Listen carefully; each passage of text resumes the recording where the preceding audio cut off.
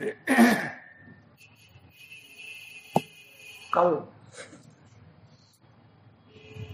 कुछ मध्वाचार्य जी के संबंध में कुछ उनके चरित्र और शिक्षाओं के संबंध में कुछ हुआ था, किंतु हम लोगों की विजयादशमी कल है। अभी 2 दिन पहले से किया था।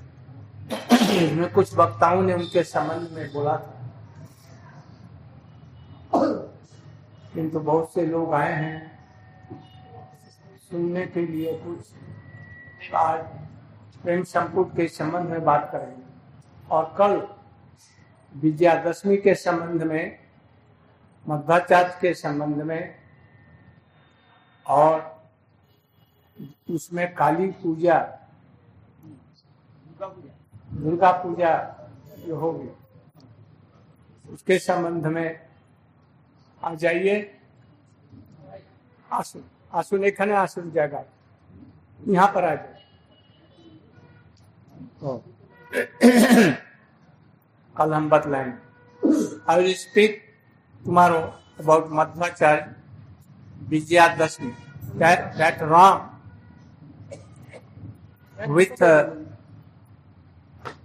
Lakshman,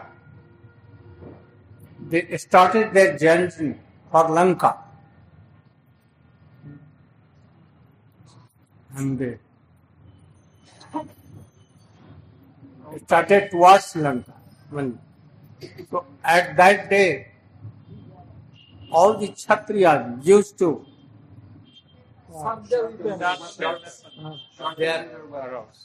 everything. After 3 months, Ran was killed. So Vijayadashmi here to start for Vijay. तो आज कल हम लोग tomorrow we will speak about that.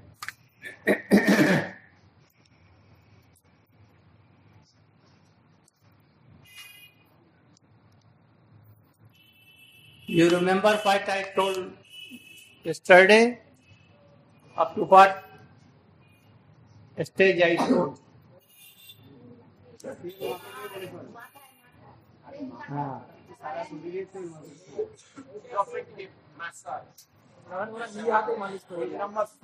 Radhika told that she will himself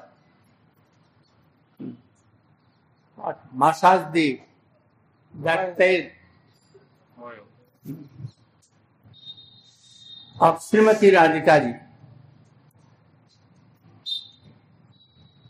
अपनी सखी जो देवांगना रूपधारी कृष्ण हैं, उनको रोग को दूर करने के लिए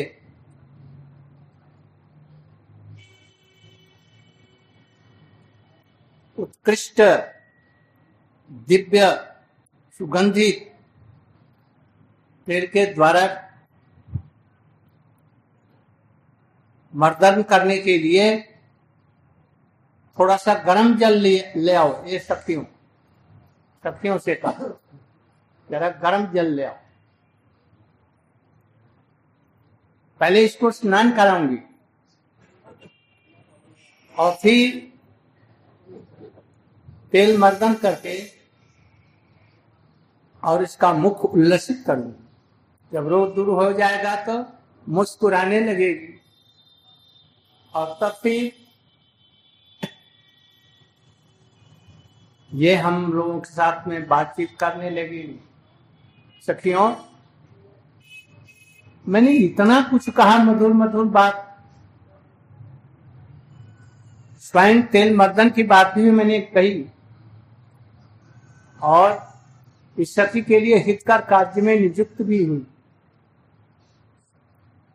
और निष्कपट होकर के इससे बातें करने की चेष्टा की। तथापि एक मुख से बोली तक नहीं निकली। बड़ी कपट है ये। कपट है। अपने व्याधि अपने रोग की बात न कह करके चुपचाप मुख नीचे कर लटका कर दुखी होकर के बैठी है। अच्छा, मैं एक दूसरी उपाय करता हूं, सखियों से गुप्त रूप से कहा। धन्वंतरी जी ने मुझे एक दिव्य रस नामक एक औषधि प्रदान की, स्वयं धन्वंतरी ने। इससे सब प्रकार के रोग दूर हो जाते हैं और इसके द्वारा इसका शरीर, प्राण, मन, इंद्रिय की व्याधि दूर हो जाएगी और यह प्रसन्न वदन हो जाएगी, हंसने लग जाएगी और इसके द्वारा इसके शरीर की भी पुष्टि होगी।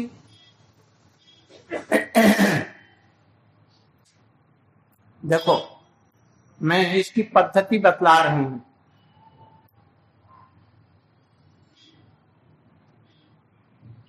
पद्धति यह है, हम लोगों के कुंज के अधीश्वर का करकमल यदि इसके वक्षस्थल पर एक बार भी स्पर्श करा दिया जाए तो ये जो अब तक बात नहीं कर रही है वो असाध्य व्याधि भी तत्क्षणात दूर हो जाएगी। तब मुस्कुराने लग जाएगी, बात भी बोलने लगेगी और भी बहुत कुछ करेगी। तात्पर्य क्या? अर्थात रसिकेंद्र शेखर कृष्ण के हाथों का स्पर्श यदि कर दिया जाए तो रोग तो क्षण भर में दूर हो जाएगा। और न जाने कैसे एक अनर्वचनीय कांति इसके शरीर में उत्पन्न होगी और चिन्ह उत्पन्न होंगे कि कृष्ण के स्पर्श का असाधारण जो गुण है, असात्विक विकार भी इसके अंगों में देखा जाए। माइक कोई नहीं दे रहा?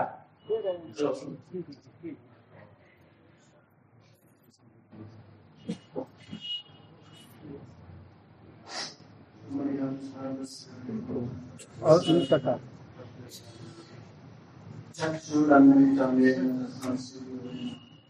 पीछे के लोग सुन रहे हैं, all are hearing.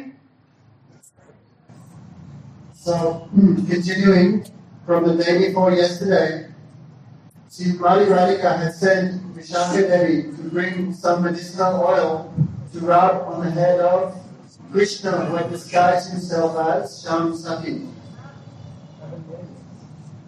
So Srimati Radhika said, alas, this Saki is quite a cheater, because we have tried our best to find out the cause of her sadness, the cause of her disease, but she is not speaking anything.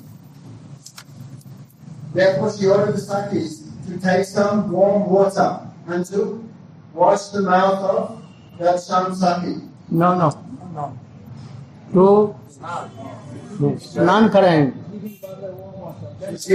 I will do it. Bathe, bath by warm water, and then to massage. Then her disease will be removed. Then she will be able to speak something. Then she'll smile and become happy. Srimati Radhika said, but if that doesn't work, I have another rasayan, another medicine.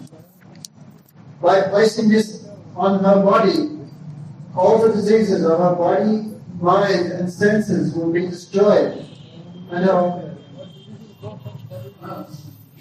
will all disappear. Thus the body will be nourished as well. This medicine was given to me by Dhanvantari. By this system, I will now put this upon her.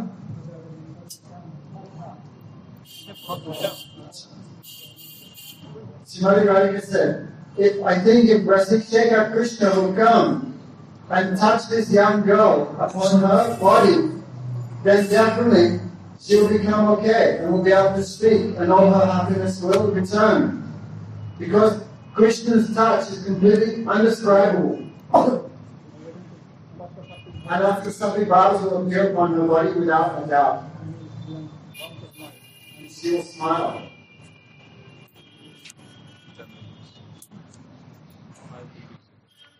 Shrimati Radhika की इन वचनों को सुनकर दिवंगना बेस्तारी कृष्ण कुछ मुस्कुराने तो लगे, किंतु उसको गोपन कर, उसे छिपाकर और मुख नीचे करते हुए और फिर मुख को उठाया और अपनी सुंदर सुंदर मनोहर अंगुलियों के द्वारा यहाँ पर जो गिर रहे थे और गुंठन और अलकावली कुंचित केशों को थोड़ा सा हटाया और मस्तक का घूंघट भी कुछ थोड़ा सा ऊपर उठा दिया और जैसे स्त्री बोलती है इस प्रकार मधुर स्वर से, स्त्रियों के स्वर से वो कुछ बोलने लगे। बोले,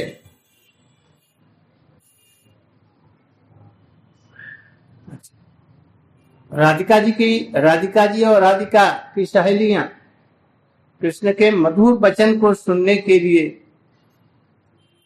चकोरी की भांति उत्सुक थी और इसको को थोड़ा सा सुनकर के बड़ी प्रसन्न हुई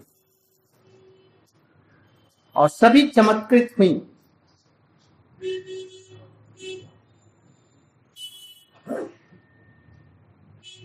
कृष्ण कहने लगे, हे सुबदने राधे, परम सुंदरी राधे, मैं स्वर्ग की रहने वाली कोई एक देवी हूं। जैसा तुम लोगों ने कहा वैसे ही मैं देवंगना हूं, स्वर्ग लोक से आई हूं। मैं किस लिए व्याकुल होकर के यहाँ पर आई हूं वही मैं कहना चाहती हूं। मुझे एक विषय का संदेश था, शंका थी, उस वो जानने के लिए इस स्वर्गलोक से इस लोक में आए।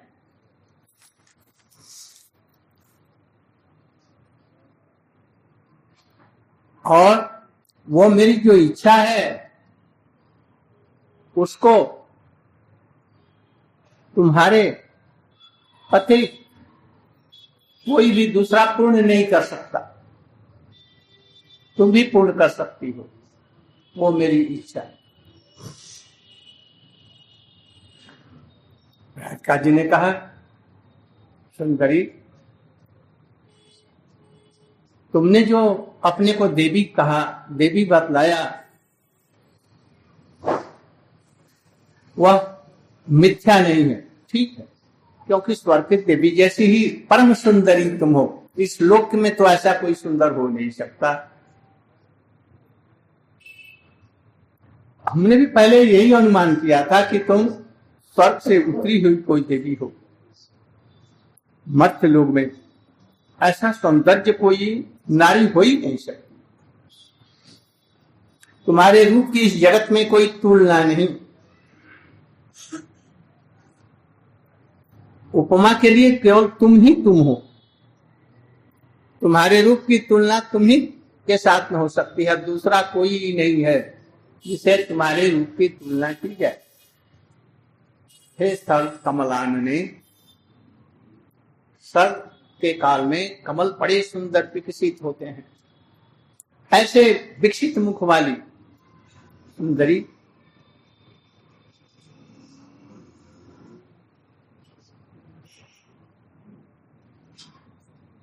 मैं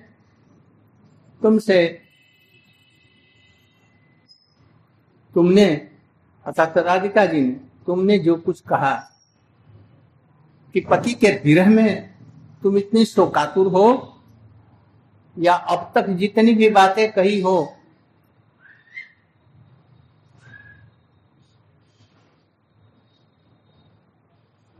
राधिका जी कह रहे हैं देखो हमने तुमसे इतनी जो बातें की है, पति विरहनी हो या पति ने तुम्हें छोड़ दिया है या तुम्ही ने पति को छोड़ दिया है, जो कुछ कहा है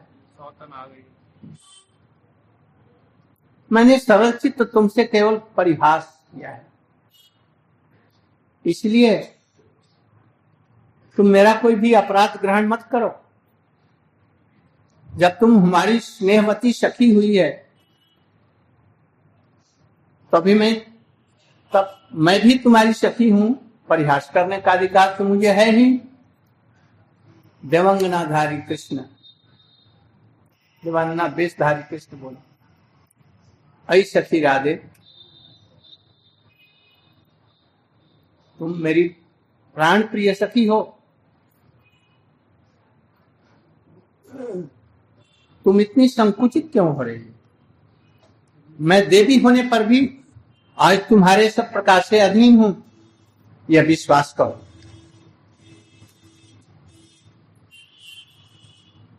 तुम्हारे प्रेम और जितने अथाह गुण हैं उसका एक कण मात्र अनुभव करके और तुम्हारी दासी होने के लिए मैं यहां आई हूं, यही मेरे हृदय की वासना है। देवांगनाधारी कृष्ण का है, तुम्हारे अनंत गुण हैं, तुम्हारा प्रेम अद्भुत है, उसका एक कण बन प्राप्त करके तुम्हारी दासी होने के लिए मैं यहां आई हूं। अब जो मैं कहना चाहती हूं अब मैं तुमसे, अब तक तो ये था भूमिका थी, अब इसके बाद में यथार्थ प्रेम संपुट आरंभ होगा। Hearing the words of Srimati Radhika, Krishna began to smile a little bit, but to disguise his smile, Krishna hanged his head a little bit, and with his very beautiful, delicate fingers, he brushed away the curls that had fallen upon his forehead. And thus, just like a girl, with a very beautiful, ladylike voice, Krishna spoke with Radhika and the Sakis. Hearing the very sweet voice of Krishna, Radhika and her Sakis became astonished. Her speech was just like a storybook. Very beautiful.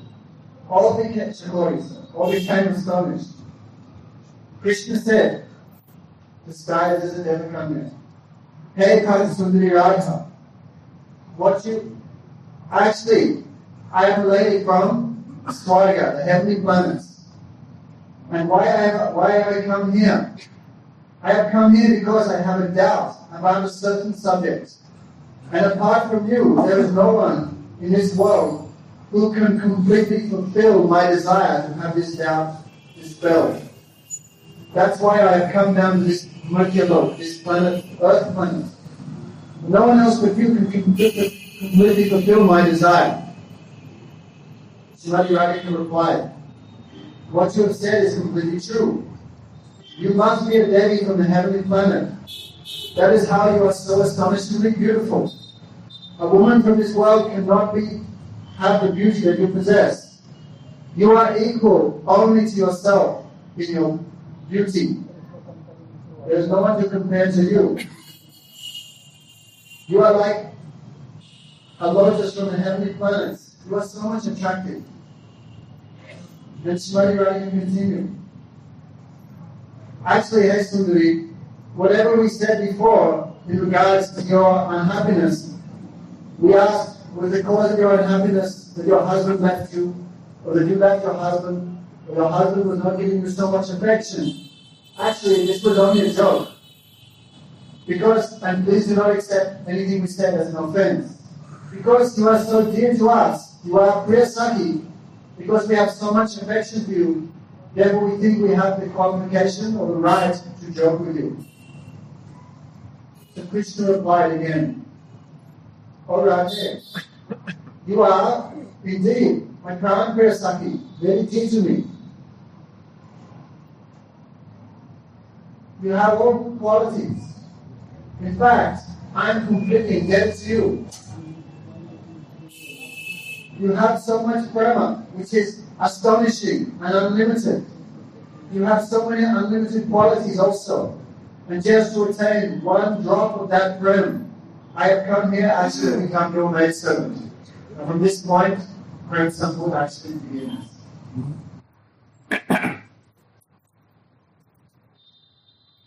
और कृष्ण कहने लगे, दिवांगना वेशधारी कृष्ण,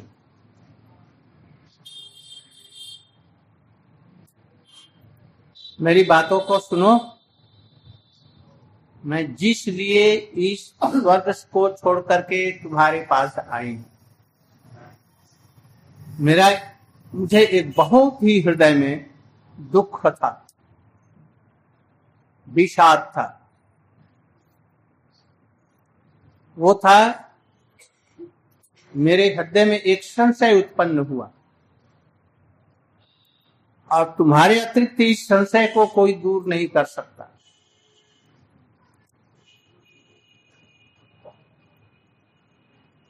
तुम्हारी अब तक की बातों को सुनकर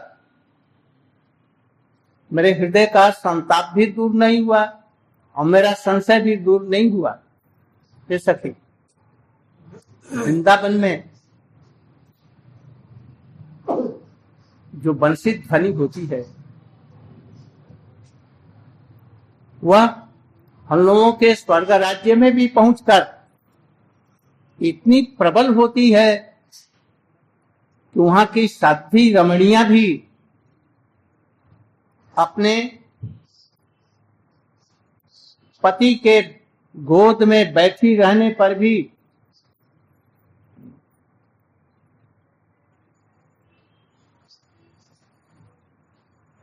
उनके हृदय में उनके प्रति घृणा आ जाती है। अर्थात निखिल जगपति श्री कृष्ण की बंसी ध्वनि सुन करके उनका चित्त वहीं से आकृष्ट हो जाता है और पति और सब कुछ रहते हैं उनसे बिछुड़ करके वो कृष्ण के निकट जाने के लिए प्रस्तुत हो जाती है।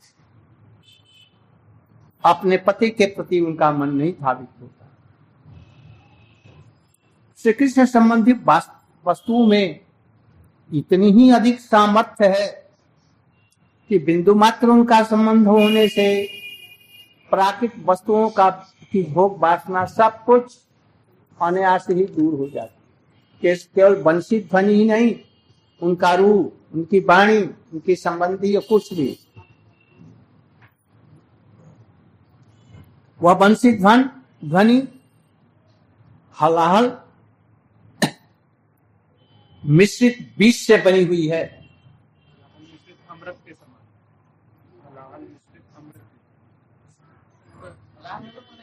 पुस्तक देख रहे हैं ना, इसीलिए गड़बड़ हो रहा है। मिश्रित विष पर एक ही बात हो गई ना, एक ही बात होगी ना। हलाहल से मिश्रित बीज, पुस्तक दो। पुस्तक मत देखो, नहीं तो नहीं समझ में आएगा। Don't see book. हलाहल बीज से मिश्रित अमृत के समान है। कहीं भागवत में या कहीं टीका में देखा गया कि हलाहल विष है या अमृत है। समुद्र मंथन से जो निकला था उसी को हलाहल बोलते हैं। कहते हैं वो हलाहल विष ही है अथवा अमृत, मधुर अमृत है, स्थिर नहीं किया जा सकता। अर्थात श्रवण काल में अमृत के समान मधुर अत्यंत सुख की उपलब्धि होती है इसके पान करने से, कान से। और फिर कृष्ण के अप्राप्त होने से, कृष्ण के नहीं मिलने से उस समय में तीव्र दुख होता है। विश्वत जंत्रणादायक होता है। जगत का जितना अमृत है सब मिला करके भी उसकी मधुरता के बराबर नहीं, और जगत का विष दावानल से लेकर के महाकटु विष उसके सामने कुछ नहीं। वही ध्वनि, बंसी की ध्वनि कानों में प्रवेश करते ही देवांगनाएं श्री कृष्ण से मिलने के लिए उसकी लालसा में कंदर्परोग महाद्वार ज्वर के द्वारा ऐसे आक्रांत हो जाती हैं, उनको मोह हो जाता है, मूर्छा हो जाती है।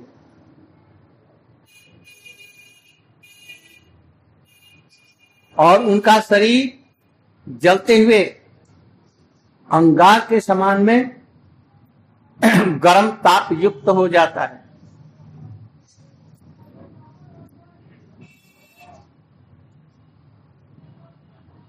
उस समय उनके पति उनके अंग को स्पर्श करने मात्र से ही जल उठते हैं और सोचते हैं कि हाय हाय, इतना महाज्वर विष व्याधि इसको कहां से आए, इतना तीव्र बुखार ज्वर कैसे हुआ। विचार करते करते शीघ्र ही उसको छोड़ देते हैं, परित्याग कर देते हैं, नहीं तो वो भी जल जाए, अलग बैठा देते हैं।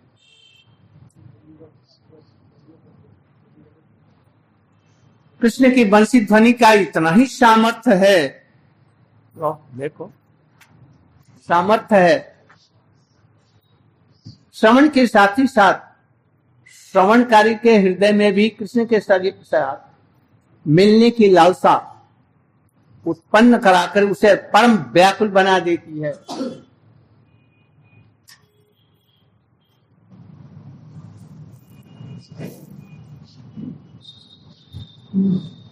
So Krishna disguised as Devakanya, she replied, "Oh Radhe, listen carefully. I left Swarga to come to this planet. Why? I was very, very unhappy there. Because there, in my heart, one doubt has arisen. And in this world, only you can dispel that doubt. And so far, hearing your words, my doubt nor my unhappiness has been dispelled. Even in the heavenly planets, the sound of the Krishna's flute reaches there. And there the ladies of the heavenly planets, despite being on the laps of their husbands, on hearing the sound of Krishna's flute, they become mad and become ready to run to Krishna. Not only Krishna's flute, but anything which is related to Krishna, i.e. his form, his speech, his touch, anything which is related to Krishna is so attractive that it easily breaks the attachment that anybody has towards material objects. But it's very strange because it seems this nectar is actually mixed with a great poison. One poison is they call halahal, in the churning of the milk ocean that was produced. But that halahal, actually, it seems like nectar. How? How can a bit of poison be nectar?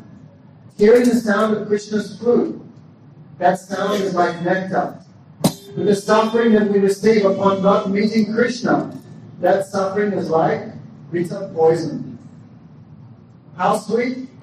All the nectar in the world combined cannot compare to one drop of the sweetness of Krishna's flute, and all the poison and suffering in the world combined cannot equal to one drop of the suffering that we feel in separation from Krishna. That sound enters the ears like Mahakandarpa, like Cupid himself. Thus, the ladies in the heavenly planet, we become unconscious. They feel a burning sensation in their bodies. And the husbands, they cannot understand where has this disease come from. And so much burning sensation is in their bodies that they keep those ladies separate in case they will also be burned.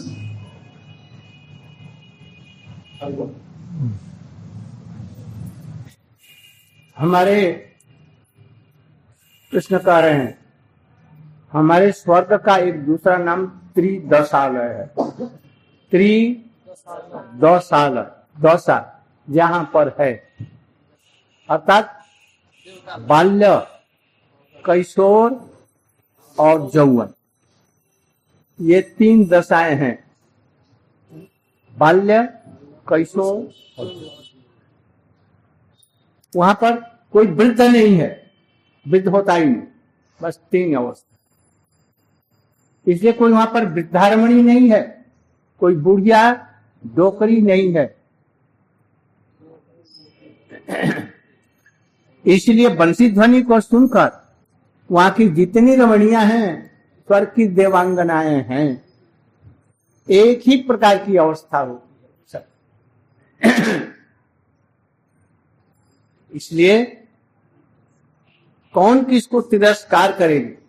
जब सभी मुक्त होकर के कृष्ण से मिलने के लिए तीव्र लालसा हो जाती है, उस समय कौन किसका तिरस्कार कर सकती है? अरे अपने पति को छोड़कर के जा रही है कृष्ण के पास, कोई तिरस्कार करना।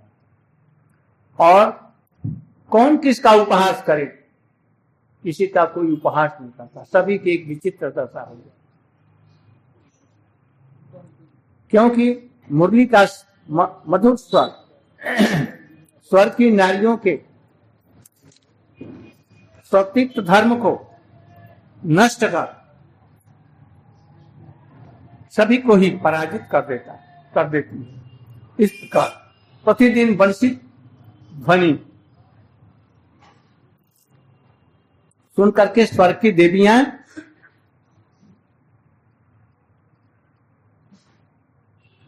सब समय मोहित होने लगी।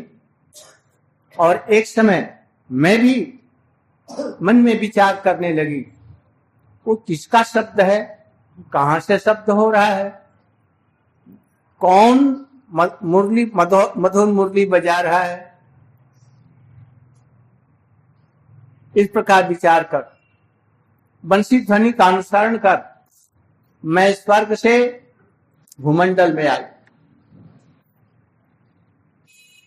और कुछ दिनों तक बंसी भट्ट में सुख से मैंने निवास किया, जहां पर की रासस्थली थी और वहीं पर कृष्ण की मधुर मुरली बज रही थी। मैं तुम्हारे सहित कृष्ण की जितनी भी सुंदर अतुलनीय लीलाएं हुई हैं, लीला विलास हुआ है, मैंने अपने आंखों से देखा है। किस प्रकार से तुम लोगों ने कृष्ण के साथ में रास नृत्य इत्यादि किया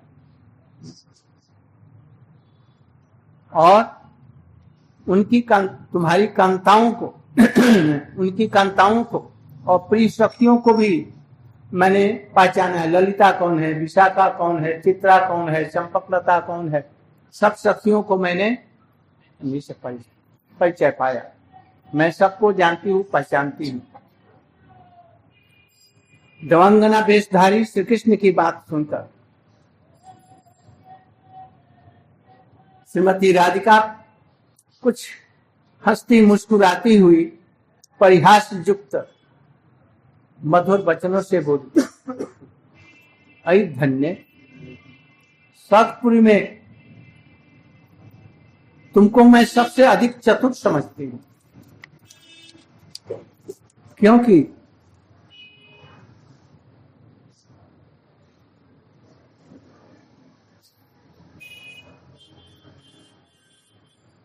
तुम लोगों ने वहां की नारियां अपने उत्कंठा रूप खड्ग से, तलवार से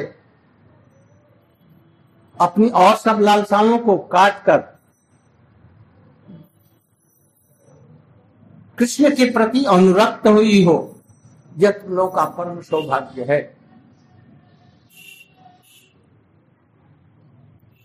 श्री कृष्ण की प्राप्ति के लिए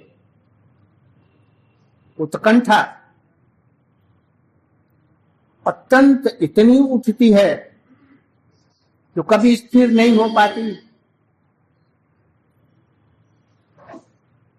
नाना प्रकार की विषम रूप से, कभी हलाल विष, कभी अमृत जैसा अनुभव कर सब समय यंत्रणा भोग करती हैं। अतः इसीलिए तार नाम सुमना, सुंदर मन हुआ। कृष्ण की बंसी से सुमन हो जाती है, तत् सुंदर। किंतु जब मुग्ध हो जाती हैं, मोहित हो जाती हैं, तो ये सुमना नाम व्यर्थ है। और तुम उत्कंठा के साथ, क्योंकि वहीं पर रह जाती है, आती नहीं है, इसलिए सुमना नाम व्यर्थ। और तुम क्या करती हो? तुम जहां उत्कंठा हुई, कहां से बंसी आई, उसी का अनुसरण करके यहाँ पर बंसी भट्ट में तुम आई, उपस्थित हुई हो। अतः तुम धन्य हो, तुम्हारा जीवन धन्य है। श्री राधिका के परिहास युक्त वचनों को सुनकर देवंगना वेशधारी कृष्ण मधुर कांति द्वारा मुस्कुराते हुए मंद मंद आंखों को नचाते हुए बोले, राधे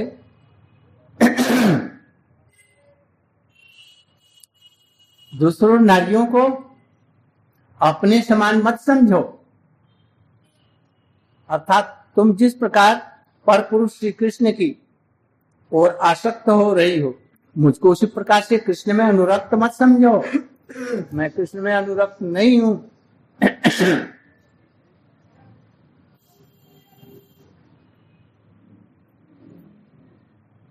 क्योंकि यहाँ पर पुरुष श्री कृष्ण क्या हमको देखने में भी समर्थ हैं? मैं उनको देख सकती हूँ, वो हमको देख नहीं सकते। तब राधिका जी ने कहा, तुम यहाँ पर जिस कार्य के लिए, जिस लिए यहाँ उपस्थित हुई हो, कृष्ण का विलास इत्यादि तुमने अनुभव किया, देखा, इसे तुमको पर पुरुष की क्या जरूरत है? कृष्ण ही तुम्हारे पुरुष हुए। क्या हुआ? कृष्ण तुम्हारे लिए पर पुरुष नहीं है। श्री कृष्ण को का विलास तुमने अकेली देखा है, अनुभव किया और आकृष्ट हुई, और फिर कृष्ण के निकट आई, तो फिर कृष्ण लिए, किस लिए कृष्ण तुम्हारे लिए पर पुरुष होंगे?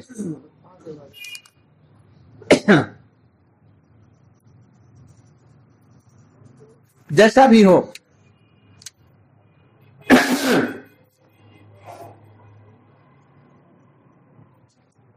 मैं कुछ अतिरंजित बात नहीं कर रही,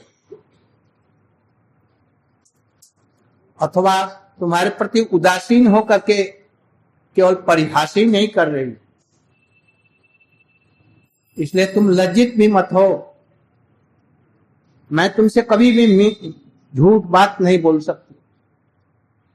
समुद्र कन्या लक्ष्मी, समुद्र की कन्या लक्ष्मी जी और पार्वती शंकर की पर्यंत सौंदर्य और सौभाग्य गुण में तुम्हारी समान नहीं है। और थोड़ा बोला, इस प्रकार की बात चैतन्य चैतामृत में भी कही गई है। ये व्याख्या है।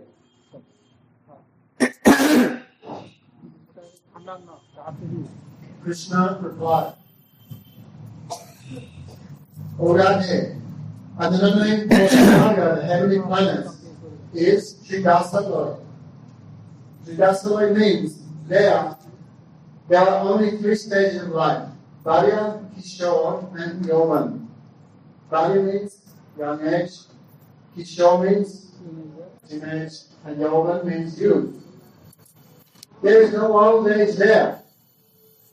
By hearing the sound of Krishna's flute, the name Sridhasaloy became false because everyone became in the same situation.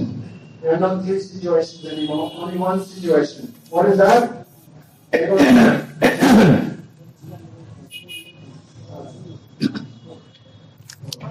So there, everyone became, there were no old ladies there. So therefore, everyone became in the same mood. Chalo, let's go to Krishna. There, the mood of Pativrata, being chaste and loyal to one's husband, has been completely crushed and defeated. All have become bewildered by the sound of Krishna's flute. So Krishna, disguised as the Devakanya, she said, I began to think deeply, from where has this flute sound come? To whom does it belong to? So then, thinking in this way, I followed the sound of Krishna's flute from the heavenly planets and came down to this earthly planet. When I came here, I stayed for some days in Vamsivat, where Krishna performed his Ras Leela. There, from a distance, I saw all Krishna's Leelas. I saw you all dancing with Krishna. Therefore, this is how I have come to know all of you. Who is Vishaka, who is Lalita, who is Champak Lata, Ityadi. Therefore, Radharani, Srimati Radhika was laughing. Oh, you are most fortunate. Therefore, you are very dear to us. Because with the sword of your Utkanta, your desire to meet Krishna, you have separated yourself from all other desires. Therefore, only you are the most fortunate in the heavenly planets. To get Krishna, one thing is necessary: Utkanta, enthusiasm, desire. Therefore, once this Utkanta enters the heart, one cannot be pacified by anything else. Therefore, when one feels constant pain in this desire to meet Krishna, that is called sumana, good mind. But when we fall unconscious, then that sumana, that quality of sumana is lost. Because when you fall unconscious, you cannot go to meet Krishna. But you are most fortunate because you have crossed all this and you have met Krishna yourself. Hearing Radhika's joking words, Krishna also began to smile and said, O Radhe, you are not equal to other ladies. I am not equal to you also. Because I am not really so much attracted to Krishna at all. I am not attracted at all. Because I have only seen him. Actually, he has not seen me. I am only watching from a distance.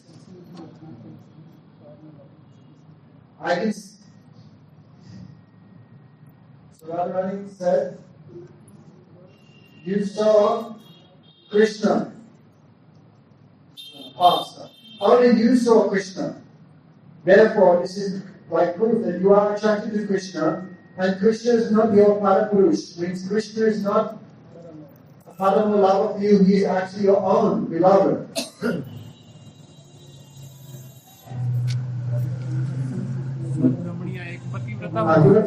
थोड़ा सा छूट You have seen Krishna, you have realized and seen his pastimes, therefore you are most fortunate. Therefore, your words, therefore we are not joking with you, because I can never say anything false to you, Srimati Radhika continued, because Lakshmi, who was produced from the churning of the milk ocean, Parvati, the wife of Shiva, none of them are equal to you in any way, therefore we cannot lie or tell false to you. You are really attracted to Krishna. Krishna is your partner. Radhika ji बोली,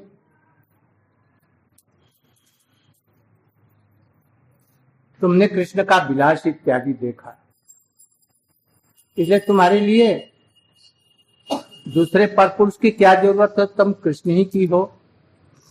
जैसा भी हो, अब तुम बोलो कि तुम्हारा पूछने का मतलब क्या, पूछना चाहते, किस विषय में तुमको संदेह।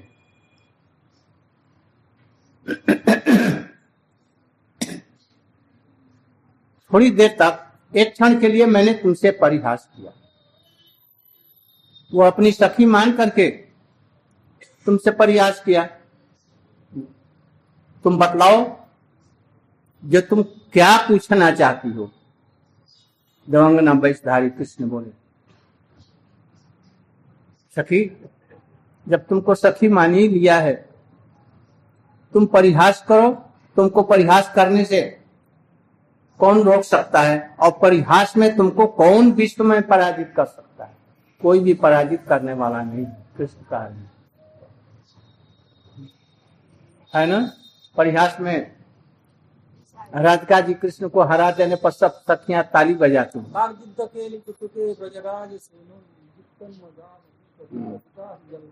ऐ सखी राधे, मैं तुम्हारी सखी हूं, यह तो साधारण बात है। तुम हमारी प्राण के समान, प्राण प्रियतमा हो। तुम मनुष्य हो, मानुषी हो, और मैं देवांगना हूं। फिर भी मानसी होने पर भी देव स्वर्ग लोक की स्त्रियां भी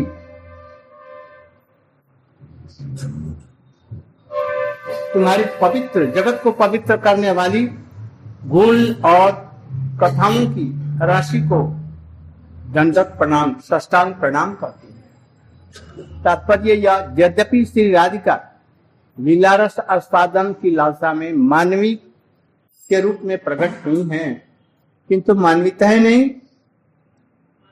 कृष्ण की लादनी शक्ति का सार, प्रेम का सार महाभाव और कृष्ण की ही समस्त सेवा की भावनाओं से ही बनी हुई भाव स्वरूपा है।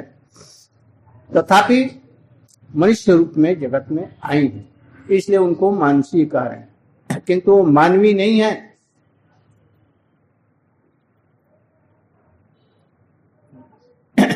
उन्होंने कहा, सखी मैं तुम्हारी प्रशंसा मूलक कोई बात नहीं कह रही,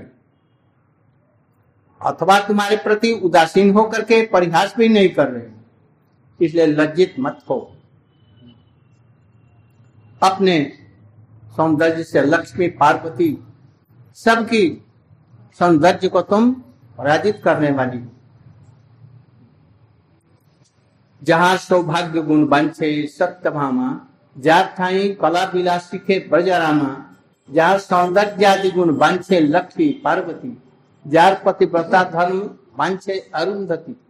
जहाँ सदगुण गणे कृष्ण ना पाए पार, तार गुण गणिबे केमन जीव छा। जिनके राधा जी के सौंदर्य, सौभाग्य, जितने भी गुण हैं, उनको सत्यभामा पाने की लालसा रखती हैं। जिनके निकट ब्रज की दूसरी सखियां कला विलास सीखती हैं, ललिता विशाखा इत्यादि को ये सब कला विलास सिखलाती हैं। जिनके सौंदर्य को लक्ष्मी, पार्वती इत्यादि और अरुंधति जैसी स्त्री पतिव्रता धर्म जिनके निकट सीखती हैं, कृष्ण भी जिन गुणों का आर पार नहीं पा सकते, उसको जी कैसे करनी। आज यही तक रहे और फिर आगे पीछे बढ़। गौर प्रमाण ऐसा कीर्तन करो। Radhika said, "O Sati, you have seen the beauty of Krishna, therefore, what is it necessary for any husband or any other man except for him? So please tell me, what is your question? For what reason have you come here? I joked with you only for 1 second. But you should present your doubt to me. What do you wish to ask?" Krishna replied, "O Radhe, who can defeat you in joking? Who can stop you from joking?" When Srimati Radhika defeats Krishna joking, all the Sakhis clap their hands and chant Jai Sri Radha. Despite being a human, all the girls in the heavenly planets actually bow their heads and do pranam to you. Guru Maharaj says here, Srimati Radhika is not a human. Who is she? She is Krishna's own Radhini Shakti, who takes the form of a human in order to serve Krishna's human-like pastimes. So Krishna continued, "Oh Radhe, don't be shy. Because even Lakshmi and Parvati and the crest jewel of chaste women like Arundhati are defeated. Even they desire to achieve a drop of the speck of your ocean-like qualities, chastity, and your playful activities. Therefore, it is not even possible for the girls in the heavenly planets to achieve equality with you, and what to speak of the jivas of this world. हरे कृष्णा। कल हम लोग गुरु वैष्णव के अनुगत्य में परिक्रमा करते हुए आदि बराह, चेत बराह, तटस्थम टीला, ताल का दर्शन करेंगे। तो जो भी जाना चाहते हैं या चाहते हैं आ सकते हैं। कल हम